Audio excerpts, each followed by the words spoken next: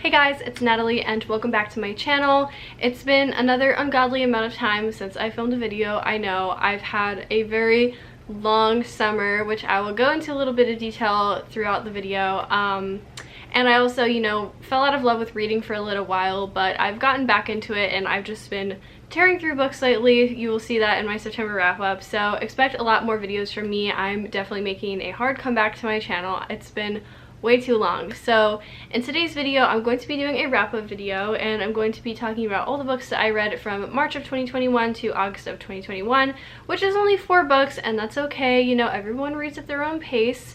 Normally I would read that in like 2 weeks, but it's okay, we're not going to talk about it. So let's get into the video. So the first book that I read during my hiatus is Long Way Down by Jason Reynolds. This was a book that was on my most recent February TBR video. I was planning on reading a bunch of books by Black authors for Black History Month, and I did end up getting to 2 of them, this one being the first.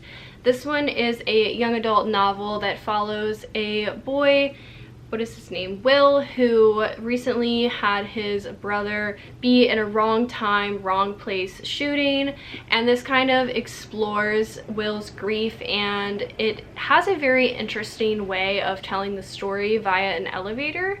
So this one is a fairly quick read, but it is very harrowing and very heartbreaking. I actually really enjoyed this one. I ended up giving it 5 out of 5 stars. It was really good, and it was written, I believe, in prose or verse. I can never differentiate between the two, but this one was super good and is a very great read. So yeah, overall I gave this one 5 out of 5 stars. Highly recommend it. So the next book I read during my little hiatus was another book that I was planning on reading for Black History Month, and that is With the Fire on High by Elizabeth Acevedo. This is the second book that I read by Acevedo, the first being The Poet X, which I really enjoyed, and I gave it 5 out of 5 stars. So naturally I had super high expectations for this one, and it did not disappoint. So this is a young adult contemporary that follows our main character Imani, who is a single mother who has the dream to become a 5-star chef, and she is determined to pursue her dreams no matter what, which is kind of difficult considering, she is a single mother and having a baby kind of turned her world upside down. She's still in high school, and she hears about an opportunity through her culinary arts program that she can travel to Spain to further her cooking skills and do kind of like an internship sort of thing. So we follow Imani as she tries to get on this school trip. I really enjoyed this book. I ended up giving it 4 out of 5 stars. I think Imani is a great main character. She's super hard-headed and she's super hardworking, and so is her whole family, which is super admirable. And I also got to put my Spanish knowledge to the test a little bit. There's a little bit of Spanish mixed in, as Imani is Puerto Rican. So I really overall enjoyed this book. I think the hype is definitely worth it, as is all with Acevedo's work. So definitely check this one out. So the next book that I read during my little hiatus is Ask Me About My Uterus by Abby Norman, and this is a book that I picked up on a whim a few years ago off of a used book website.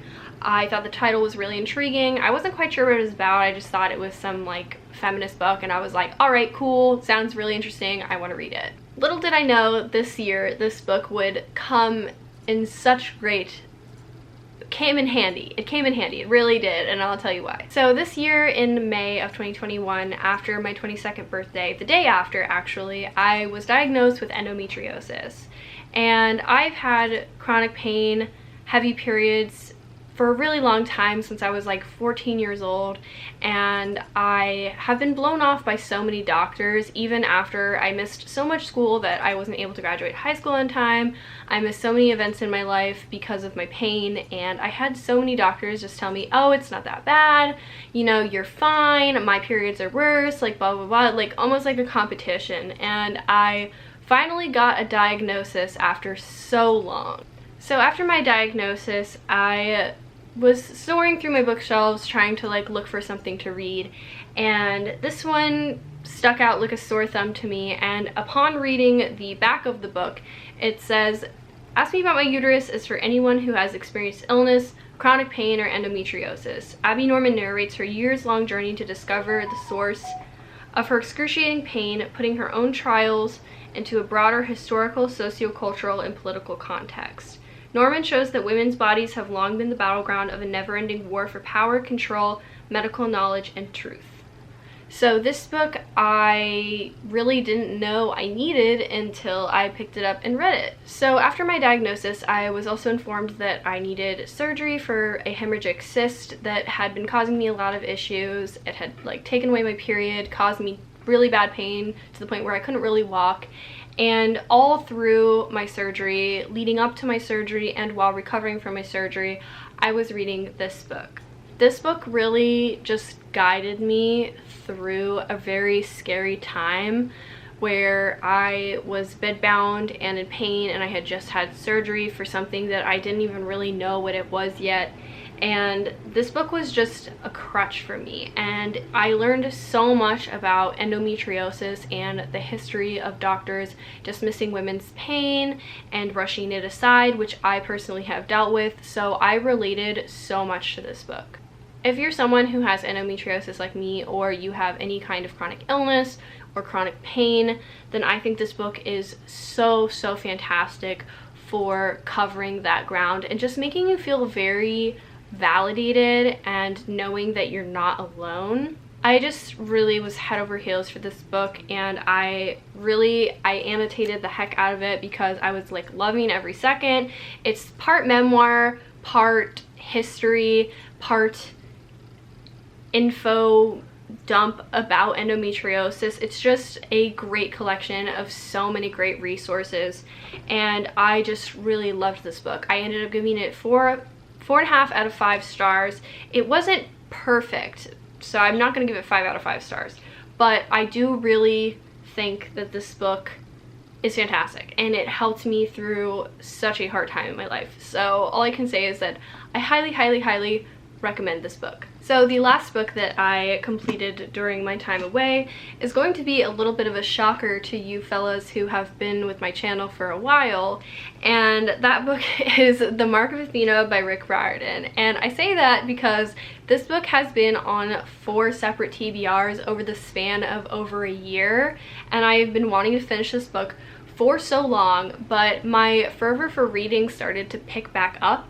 So I went ahead and picked up The Mark of Athena. I was only about 170 pages in, and then I just tore through it in 3 days and finished it, and it was so good.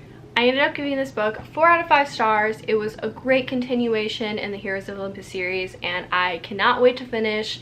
I am loving all the perspectives of all 4 demigods, and it's just full of so much adventure per usual. What can I say about Rick Riordan's books other than that they're fantastic?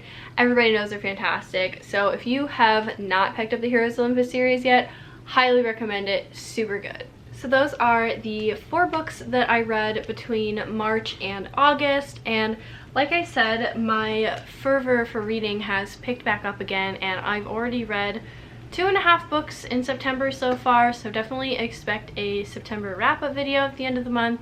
Thank you guys so much for watching this video. Leave a like and subscribe down below, and hit the notification bell if you don't want to miss a single upload, and have a great day. Bye!